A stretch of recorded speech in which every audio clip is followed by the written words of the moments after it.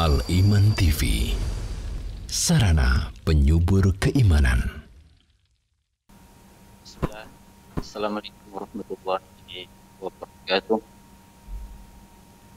Alhamdulillah, salatu wassalamu ala rasulillah wa ala alihi wa man wala. Para al-iman yang semoga dirahmati oleh Allah Subhanahu wa Ta'ala, senang sekali bisa kembali dalam pelajaran tajwid ini. Semoga Allah Subhanahu wa Ta'ala memberikan kepada kita apa yang pelajari. Kali ini kita akan membahas makhariju al-huruf.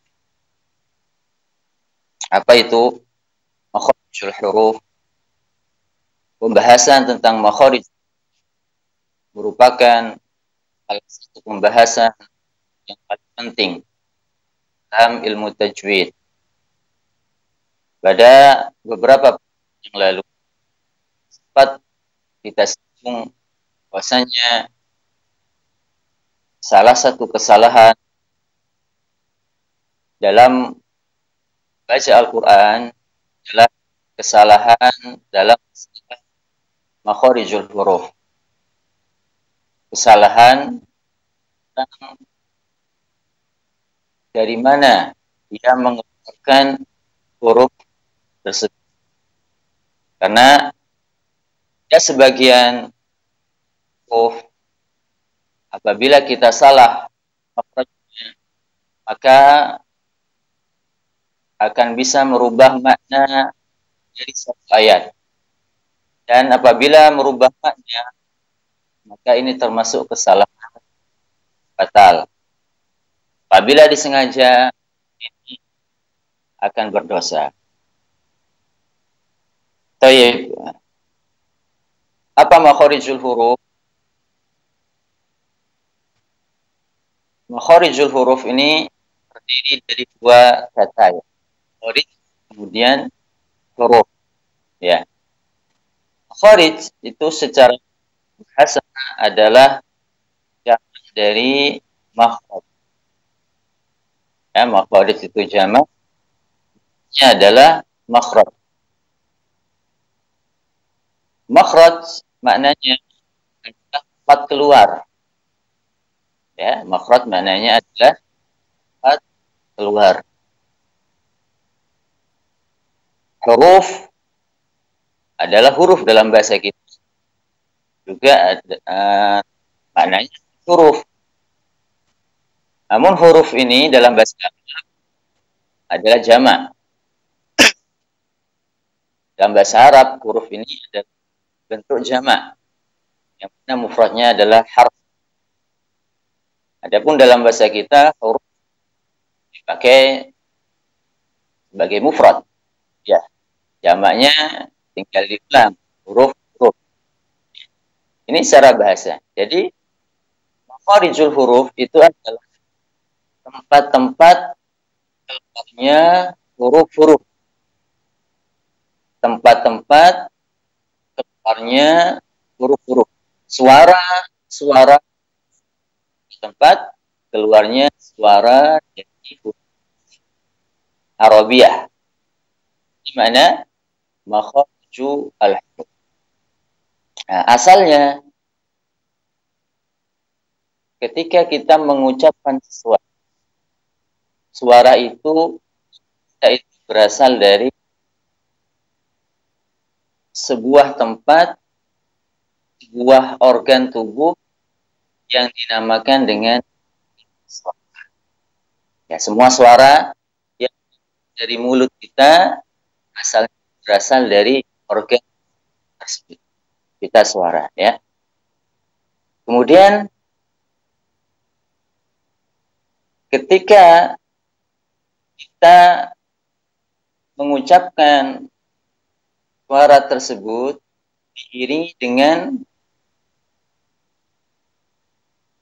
kita memakai, misalkan kita memakai ujung lisan kita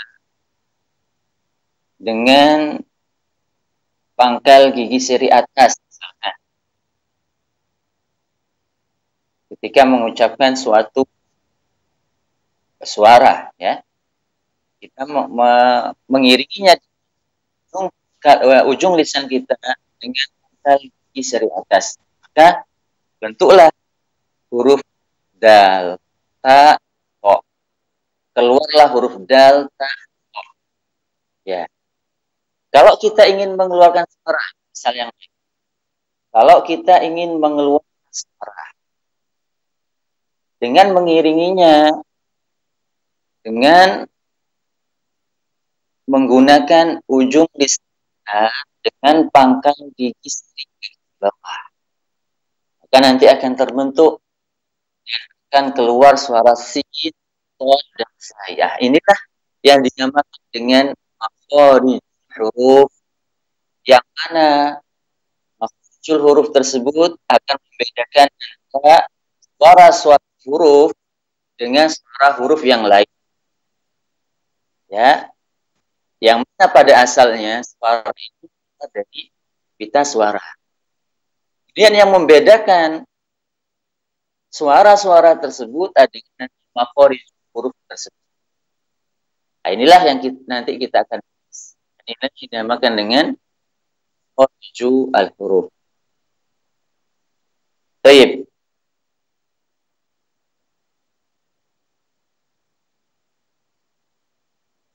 Ada berapa makharijul? Ya.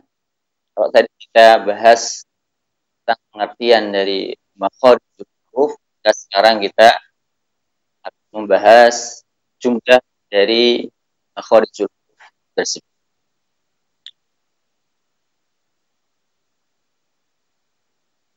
Asalnya setiap huruf itu keluar dari tempat yang berbeda dengan huruf yang lain. Ya. Asalnya setiap huruf keluar dari tempat yang berbeda dengan huruf yang lain. Kalau huruf Arabia itu ada 29 jumlahnya. Maka secara asal huruf ada 29. Ya, karena kita katakan tadi asalnya adalah setiap huruf itu keluar dari makhraj yang berbeda dengan yang lain. Namun karena sebagian huruf tersebut letaknya sangat berdekat dengan huruf-huruf yang lain, sehingga menjadi sulit kalau dibedakan karena saling dekatnya.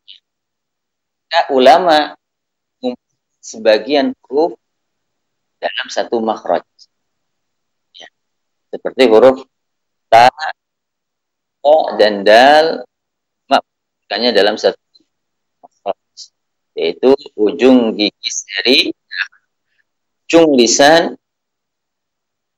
dengan pangkal gigi seri atas. Ya, dijadikan satu makhraj. Misal yang lain, sin, sod, dan zai, ulama menggabungkannya dalam satu makhraj, yaitu ujung lisan pangkal gigi seri bawah. Atau misal yang lain, shin dan ya. Ini satu makhraj, yaitu tengah-tengah lisan dengan langit-langit yang ada di dan banyak sekali misalnya. Ya. Ini karena huruf tersebut terlalu berdekatan. Ya. Asalnya kita ulang, asalnya setiap huruf itu memiliki makhrajnya masing-masing, namun karena sebagian huruf letaknya berdekatan dengan huruf yang lain, sehingga pertama gabungkannya menjadi satu. Nah, lalu ada berapa makhraj? Ada berapa makhraj? perlu kita ketahui bahwasanya masalah makharijul huruf ini adalah masalah ijtihadiyah. Ya, tidak ada dalilnya Quran maupun dalam hadis, tidak ada dalilnya. Makharijul huruf itu adalah masalah ijtihadiyah. Masalah pendapat ulama. Sebagaimana umumnya masalah ijtihadiyah, tentunya akan ada perbedaan. Sebagaimana umumnya masalah ijtihadiyah. Karena pendapat itu pasti akan berbeda-beda.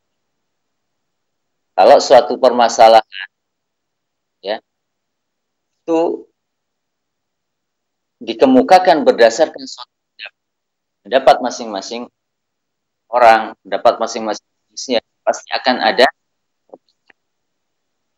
Nah, di sini tentang masalah makharijul huruf juga demikian.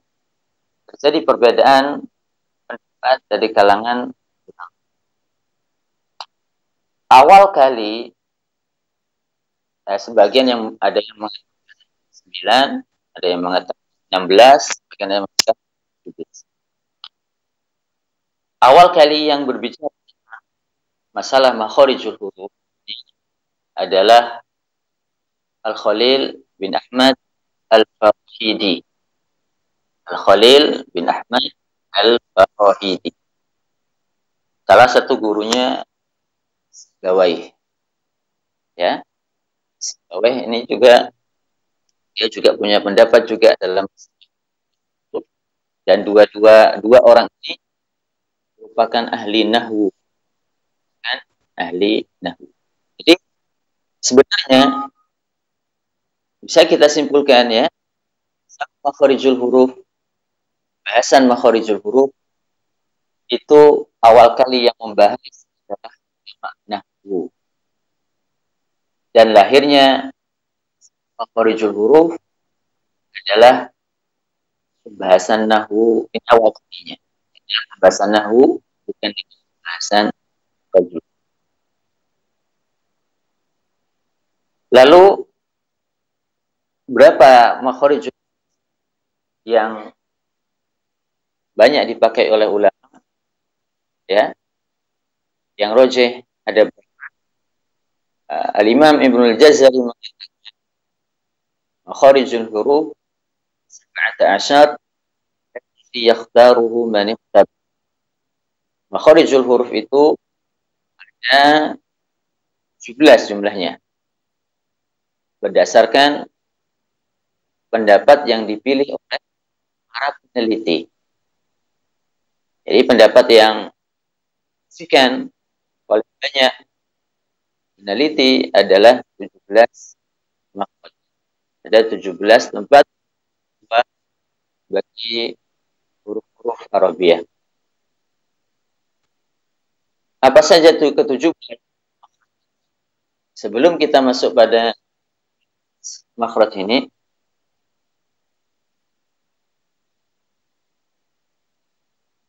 kita akan membahas tentang makharijul huruf.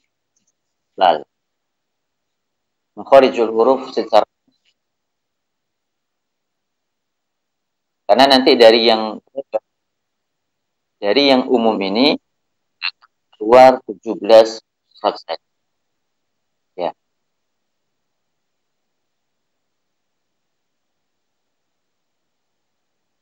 Organ tubuh kita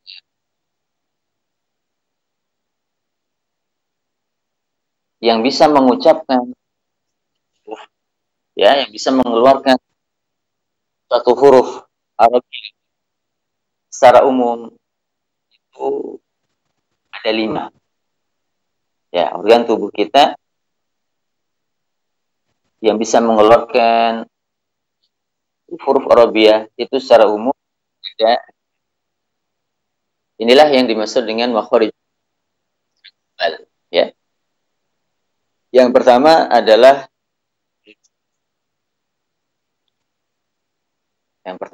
al-jawf. Al-jawf itu secara bahasa maknanya adalah, ya, al-jawf adalah rongga. Namun rongga apa yang dimaksud? Dalam tubuh kita itu banyak sekali, ya. Ada rongga mulut, ada tenggorokan, hidung, ada perut, rongga-rongga yang lain. Apa yang rongga yang mana merupakan salah satu tempat keluar huruf? Yang dimaksud dengan rongga di sini adalah yang rongga tenggorokan.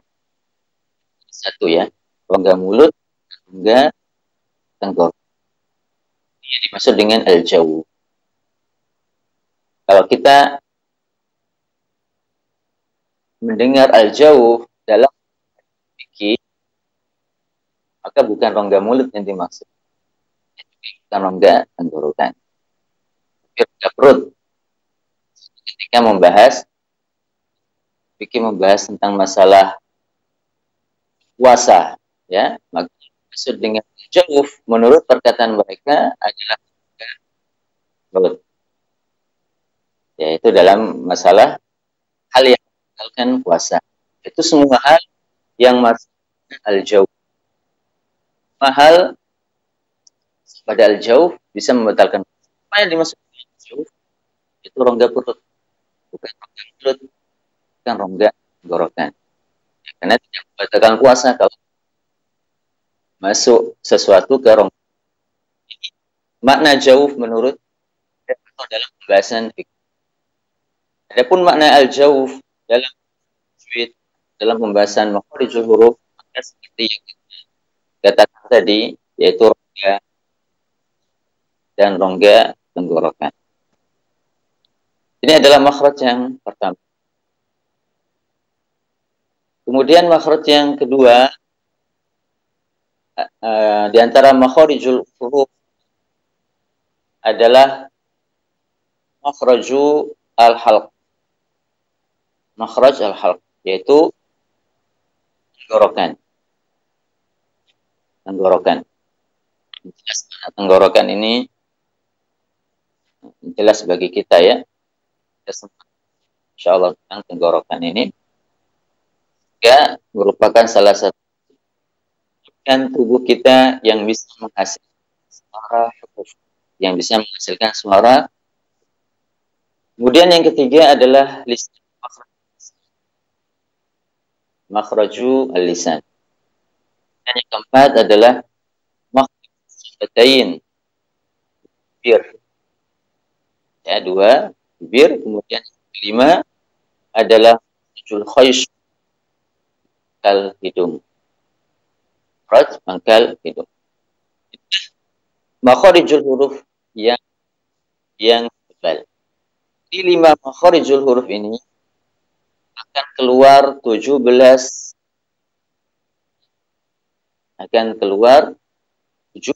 makhraj berdasarkan pendapat yang pilih, ya, berdasarkan pendapat yang terpilih. 17 makhraj. Kita hitung. Di makhrajul jawf ini keluar huruf-huruf maddiyah. Huruf-huruf maddiyah. Makhraj al-halq, tenggorokan, ini nanti dibagi 3. Dibagi menjadi 3. Bawah, pangkal, kemudian tenggorokan, kemudian tenggorokan bagian atas. Jadi 4. Ya. Jadi totalnya 4 dengan jadi. Kemudian yang kelima, kemudian makhrajul lisan ini akan terbagi menjadi 10 nanti. Dia akan keluar 10 makhraj. Ya. Akan keluar 10 makhraj di lisan. Maka sudah 14 ya. 14. Kemudian makhrajus safatain 2 bibir ini dibagi, ya. Maka 16. Kemudian makhrajul khayshum itu maka 17. Digenap 17. Jadi makhraj ini akan keluar 17 makhraj. Baik, kita masuk pada penjelasan dari 5 makhraj ini. Jadi kita katakan yang pertama adalah makhraju al-jawf. Makhraj al-jawf. Keluar dari makhraj ini huruf-huruf maddiyah. Huruf maddiyah. Apa yang dimaksud dengan huruf maddiyah? Huruf-huruf maddiyah adalah huruf alif. Kemudian huruf wawu sukun yang sebelumnya adalah dhammah. Kemudian juga huruf ya sukun yang sebelumnya adalah kasrah. Ketiga huruf ini dinamakan dengan huruf maddiyah. Dalam istilah tajwid dinamakan huruf maddiyah. Adapun dalam istilah sharafnya dinamakan huruf illat ya, huruf yang illah. Baik, alif tadi kita katakan ini jumlahnya 3 huruf yang keluar dari makhrajul jawf. Yang pertama adalah alif. Ya, alif ini pasti didahului oleh fathah. Tidak mungkin alif itu didahului oleh kasrah. Tidak mungkin juga didahului oleh dhammah. Pasti alif itu didahului oleh fathah. Ya. Dan banyak yang salah paham, mengira bahwasanya alif dengan hamzah itu adalah huruf yang sama. Banyak yang salah paham dan mengira bahwasanya alif dan hamzah itu adalah huruf yang sama. Ini huruf yang berbeda. Ya, huruf yang berbeda. Kalau hamzah secara makhraj dia itu keluarnya dari pangkal tenggorokan. Hamzah secara makhraj itu keluarnya dari pangkal tenggorokan. Ya. Adapun alif secara makhraj itu keluarnya dari al-jawf, rongga, dari rongga. Masuk bagiannya rongga mulut dan rongga tenggorokan. Ya, ini perbedaan secara makhraj. Perbedaan yang kedua adalah kalau hamzah kita bisa mengucapkan hamzah tanpa bantuan huruf yang lain. Tanpa bantuan huruf yang lain pun kita bisa mengucapkan hamzah. Ya. Mengucapkan hamzah sendiri.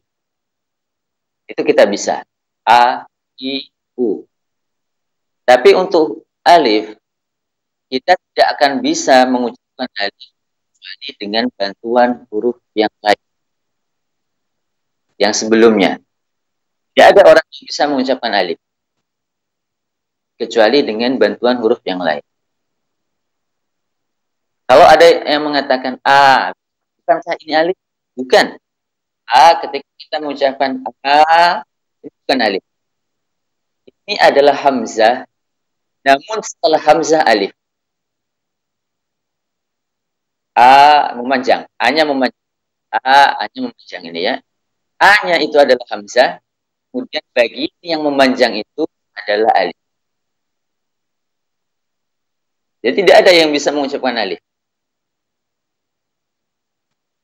Lalu bagaimana cara mengucapkan alif? Cara mengucapkannya ya tentu dengan bantuan huruf sebelumnya, sebagaimana yang kita katakan.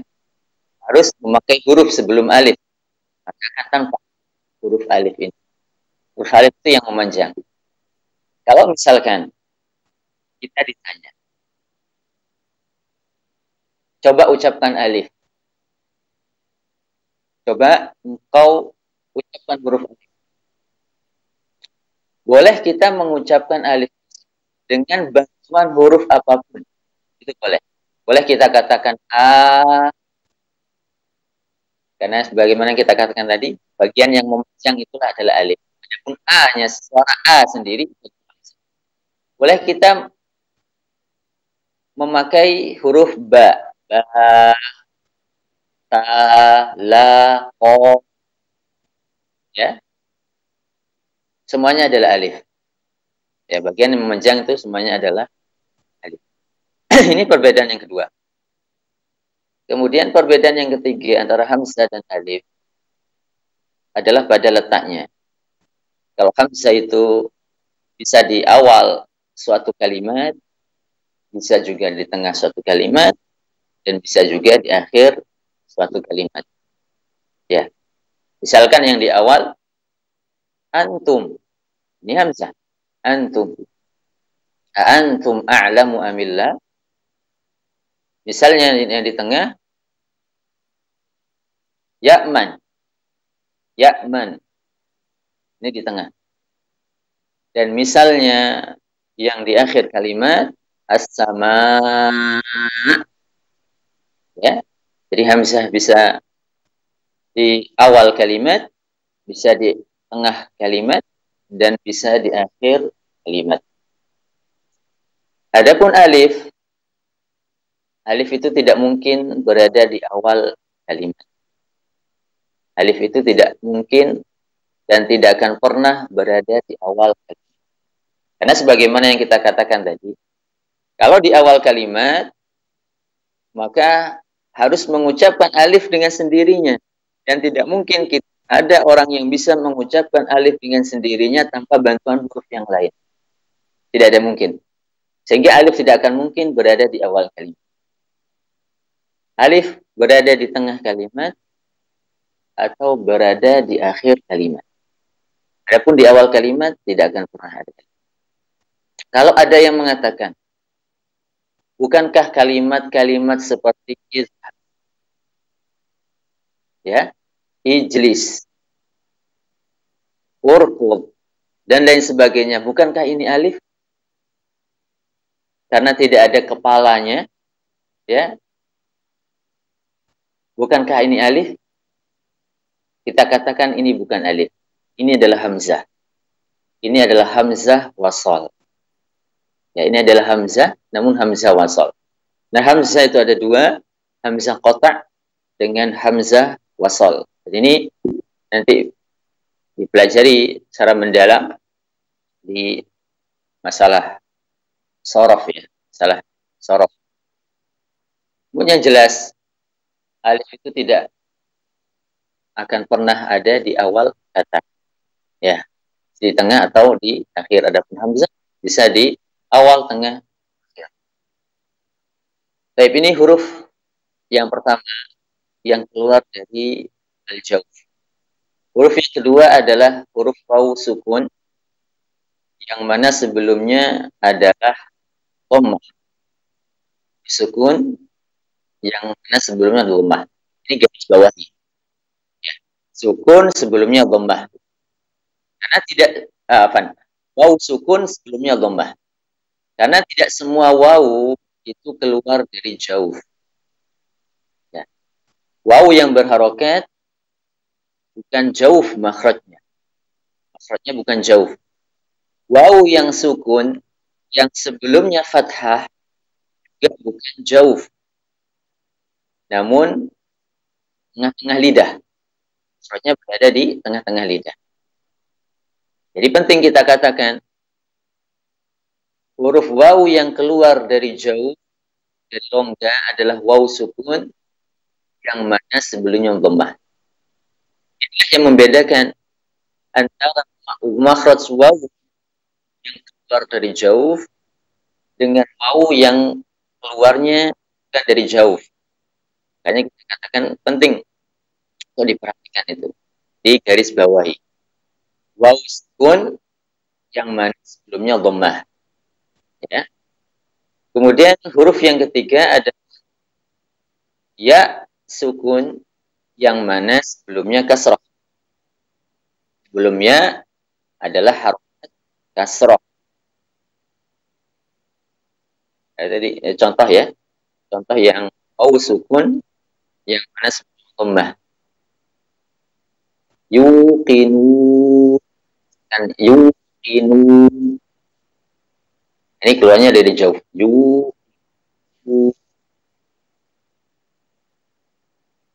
Kemudian ya, contoh ya maddiyah, ya, sukun yang mana sebelumnya kasrah. Ituni. Ya, sukun yang mana sebelumnya kasrah. Ini juga penting untuk diperhatikan. Dia ya yang keluar jauh itu adalah ya sukun sebelumnya kasrah. Karena tidak semua ya itu keluar dari jauh. Ya yang berharokat, tadi saya salah, wow yang berharokat, wow yang sukun sebelumnya fathah itu keluar dari bibir. Tadi salah ya, keluar dari bibir. Adapun ya yang berharokat dan ya sukun yang mana sebelumnya fathah itu keluar dari tengah-tengah lisan. Keluarnya dari tengah-tengah. Kita ulang, ya harokat dan ya sukun yang mana sebelumnya fathah itu keluar dari tengah lisan. Baik. Ketiga huruf ini tadi ya alif, kemudian sukun yang mana sebelumnya dhamma dan ya sukun yang sebelumnya kasrah. Tiga huruf ini dinamakan huruf maddiyah. Mad artinya memanjang, ya. Mad artinya memanjang. Huruf yang memanjang. Baik. Makhraj al-jawf. Kemudian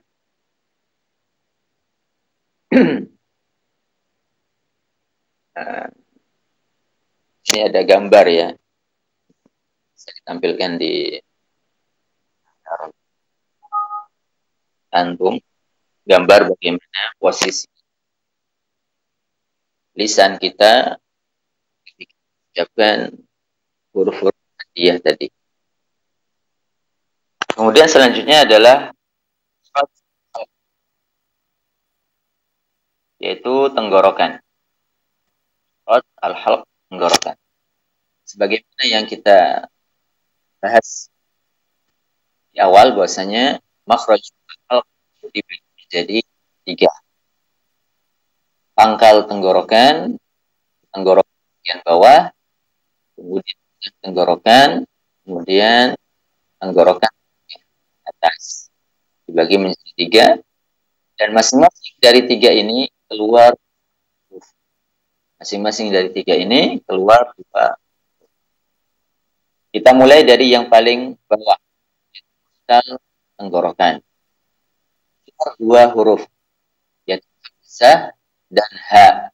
Hamzah dan ha. A dan ha. Ha.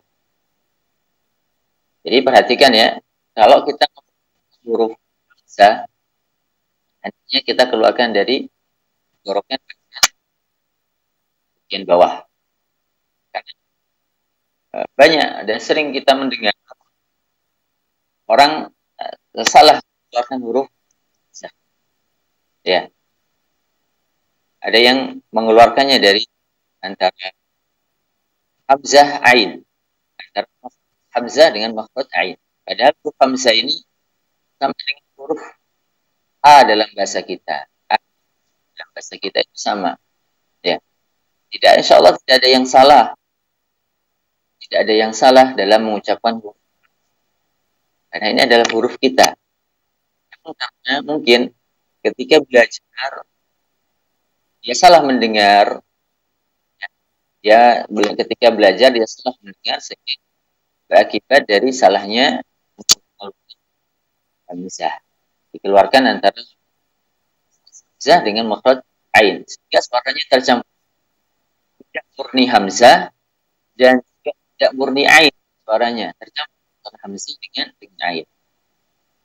Demikian juga ha. Ha ya, dikeluarkan dari bagian bawah. Ini juga yang bercampur antara ha dengan antara suara ha dengan suara ha. Dia mengeluarkan suara ha dari tempat antara ha dengan ha.